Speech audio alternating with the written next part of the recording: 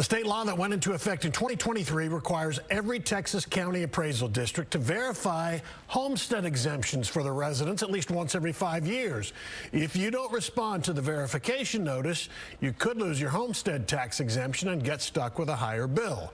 Fox 4's Sean Rad has the story tonight. Hey, Sean.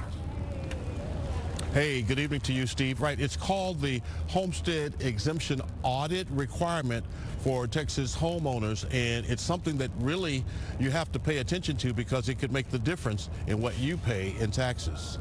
Homeowners in Texas get a break with what's called the homestead exemption. Allows your taxes to be calculated at a rate lower than your appraised or market value.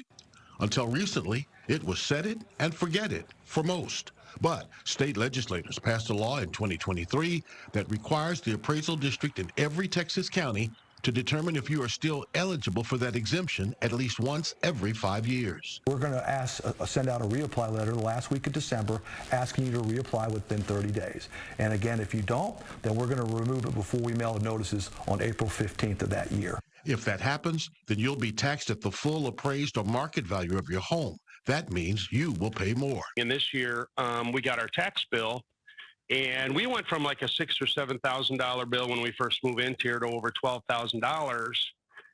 And the first thing I look on the statement, the exemptions was blank. So you should have that homestead exemption. That's what happened with homeowner Mike Bryson. Trying to do some research, it disappeared somehow, and the county said you have to reapply. Of course, you have to pay the bill as is, and then it could take 3 to 4 months to get approved for your homestead exemption. The chief and deputy appraisers at Dallas Central Appraisal District explained the process of getting that exemption back once it's dropped. It's a 2-page document. It's not that difficult to complete. It's some boxes to check. You sign your name, you put some information down. You can probably have it done in about 5 minutes. And you have to verify that it's your primary residence, and the address on your state-issued driver's license or ID must match the physical address of your property. Like Dallas Central Appraisal, all county appraisal districts should have this information up on their websites. If you have paid your taxes and we don't have a homestead, and you file a homestead in subsequent month, and we process it, we will notify the tax office. We do that once a month, every month, and then they will send you out a refund.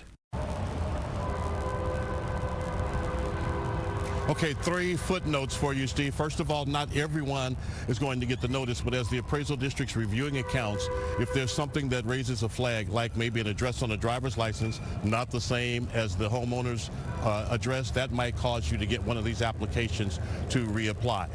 Here's what. If you get any mail from the appraisal district, read it and read it carefully, make sure you understand it, and whatever they're asking you to do, make sure you do that. And lastly, really go to the appraisal district website in your county and make sure your homestead exemption is still in place.